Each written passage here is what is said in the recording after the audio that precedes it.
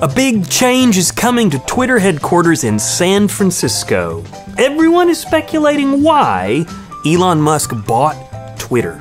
And in this episode, we're going to give Elon the chance to speak for himself. Right after this. More to the Story, a show that explores what's happening in the world from a Christian perspective.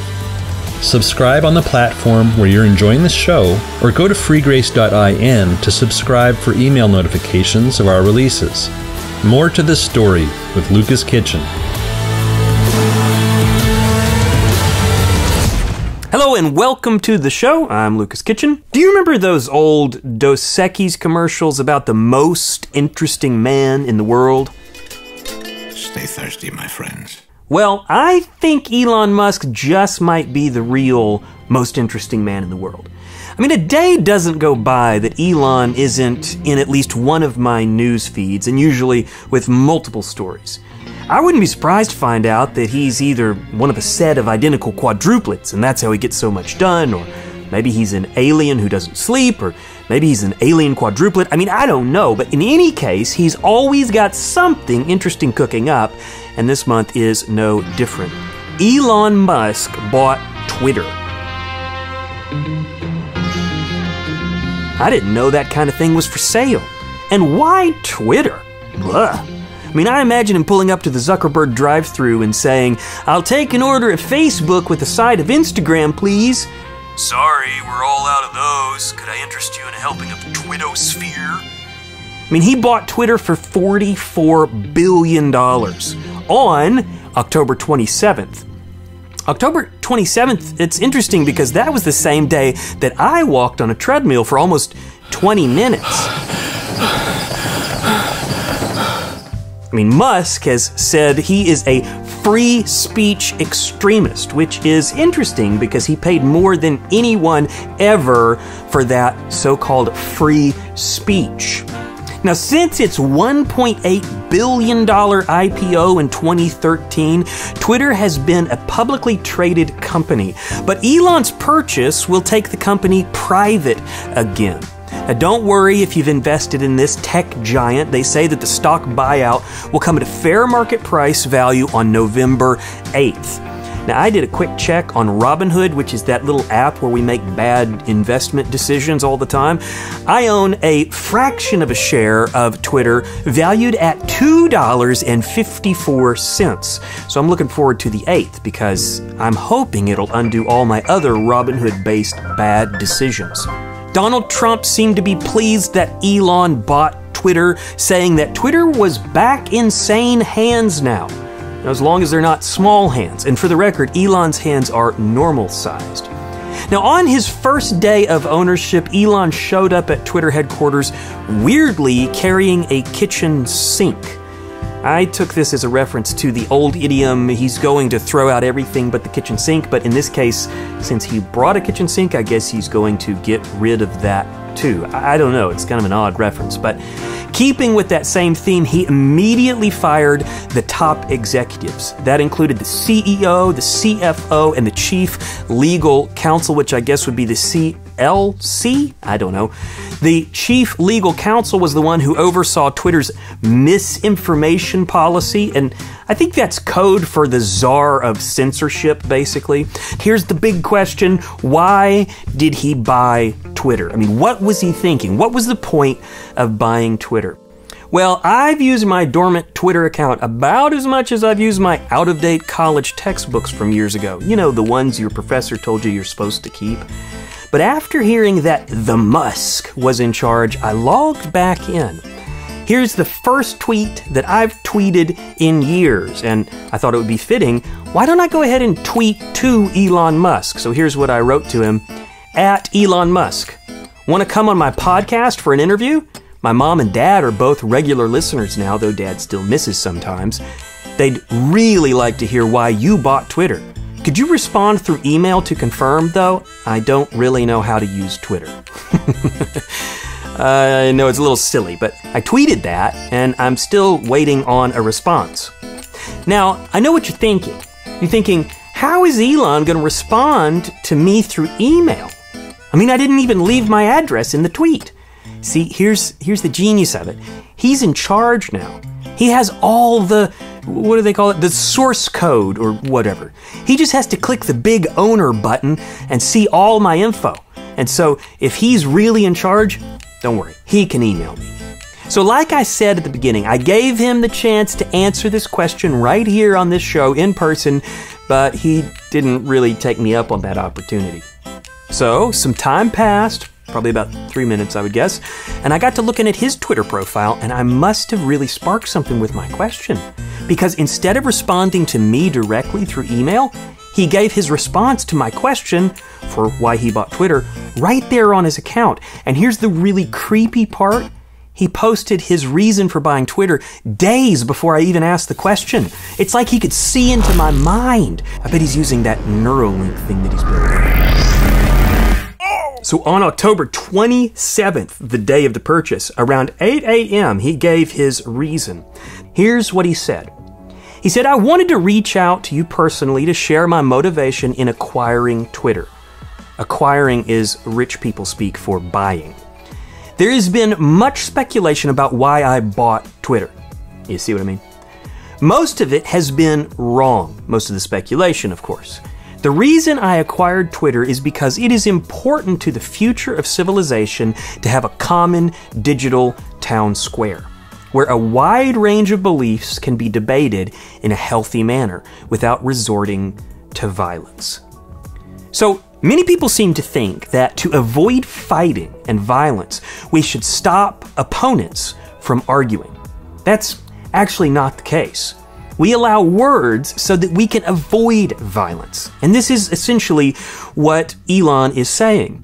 If you take people's ability to debate and discuss away from them, and then they have the fear of retribution if they say certain things, you remove the opportunity for opponents to avoid becoming enemies. And when people become enemies, then violence ensues.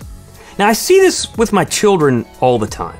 There's a deep temptation for me to stop them from arguing. I have this urge to make them stop anytime they disagree and they get a little bit heated. And most of that temptation really is selfish on my part. I mean, if I have to hear another argument over our limited supply of Ryan's World surprise egg toys, I'm going to remove my ears with a carrot peeler. I just can't stand it. However, that is doing them a disservice when you think about it. I mean, what they need to discover is how to argue with love and respect for each other. They need to figure out how to debate while being kind.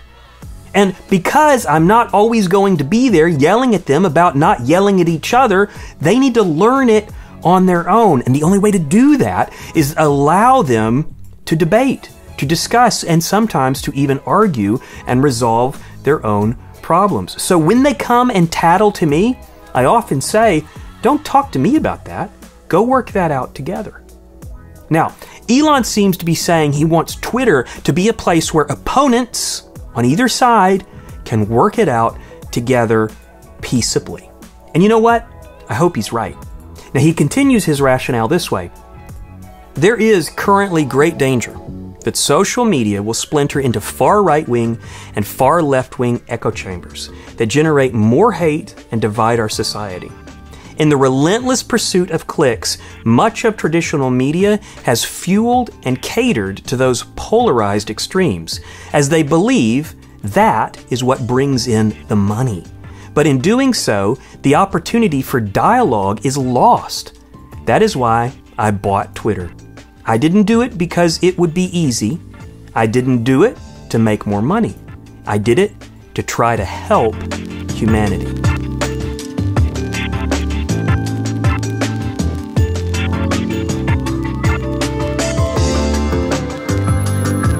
Can we just admit that the United States is going to have its friction points, as it is a melting pot of cultures? Cultures don't want to melt in the melting pot. They want to remain homogeneous. Melting hurts. Assimilating is painful. There are times when cultures can merge for the better, but cultures also have the right to conserve their own values. I think Elon is right about this. We need a place to talk about these things safely. so that it doesn't spill into violence. Maybe Twitter is going to be that. And for my part, I hope Elon can do it. I hope he can mend the rifts that fracture through the social media landscape every day. I think it's worth a shot. And I'm glad that there was somebody willing to put up $44 billion to give it a try. So he goes on and he says this on why he bought Twitter. He said, "I did it to try to help humanity, whom I love. And I do so with humility, recognizing that failure in pursuing this goal, despite our best efforts, is a very real possibility."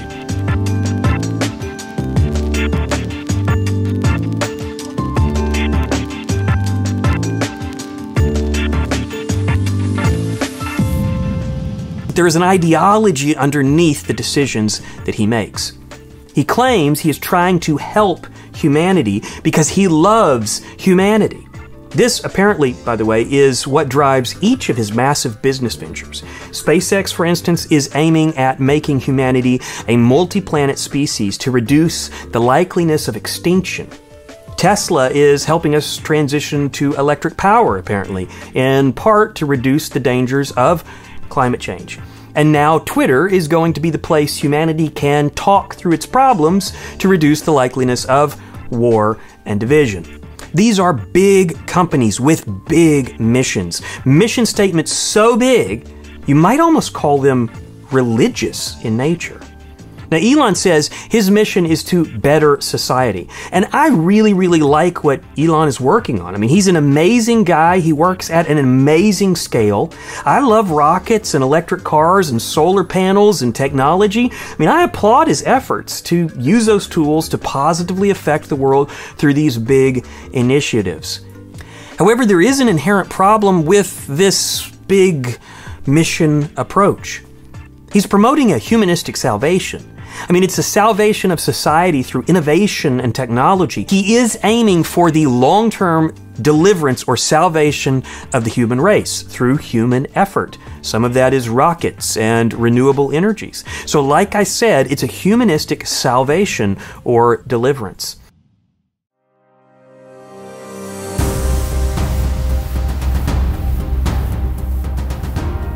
Now, there's an interesting thing that happens with Christians, especially Christians that believe in what we call end times prophecy. I call it the prophetic determinism. Prophetic determinism, in my definition, is the mental outlook that allows Christians who believe in end times prophecy not to stress too much about things like climate change, for instance, because we're confident that at the end of this age, people will still be around. That's because that's what prophecy tells us. So someone can believe climate change is real. They could even believe it's a man-made phenomenon. And they could also not be all that worried about it. And that's because they believe God and what He says about the end times. This concept could be applied to any possible cataclysmic event, like meteor strikes, or solar storms, or World War III, or the reunion tour of NSYNC. The list goes on and on. As a prophecy-believing Christian especially, I'm confident that the human race will endure until the end of the age, when Christ returns, simply because God's Word has declared it. There are some things that are determined. Now, all of this comes with a caveat. Prophecy doesn't determine the condition of the human race or the quality of life through the ages leading up to the end times. So while we evangelicals don't believe that the ultimate deliverance of the human race will be through SpaceX rockets or a Tesla solar panel or a renovated Twitter, we do believe that there is value in improving the quality of life in meaningful ways. For me, that's how I take what Elon's work is all about. I'm hoping he can improve the quality of our lives and solve some of the devastating effects that social media has brought upon society. I think we all agree that these are problems that need a solve, and if he can solve them, I'm all for them. As for the salvation of the human race by rockets and electric cars, I don't think so. I mean, ultimately, he's just not going to be the guy for that. It will ultimately be Jesus who brings about the salvation of the human race. Makes me think of a couple of verses in John chapter 3, starting in verse 17, where Jesus says, "For God did not send his Son into the world to condemn the world, but to," what? "Save the world through him. Whoever believes in him is not condemned, but whoever does not believe stands condemned already, because they have not believed in the name of God's one and only Son." That's John 3:17 through 18. So, who's the most interesting man in the world? While Elon is probably on the list, Jesus tops the list. Actually, I guess you could say Jesus is really on a list of his own. I mean, if you piled up all the good works and all the amazing accomplishments of Elon Musk or anybody in history, they just don't compare. Jesus did immeasurably more. So there's an excitement that surrounds any person that offers the human race salvation and deliverance from its problems. But humanistic salvation is ultimately empty. The only real salvation is in Christ. As the verse says, those who believe in Jesus are not condemned. And as John 3:16 says, those who believe have everlasting life. So by all means, enjoy the innovations of fellow humans. But if you want eternal life, you have to believe in Jesus for that. Thanks for watching. I'll be back with you soon.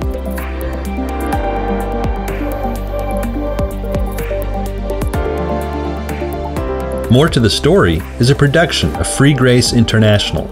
If you like this show, consider leaving us a review on whatever platform you listen on, and be sure to share with your friends. For more great content, www.freegrace.in.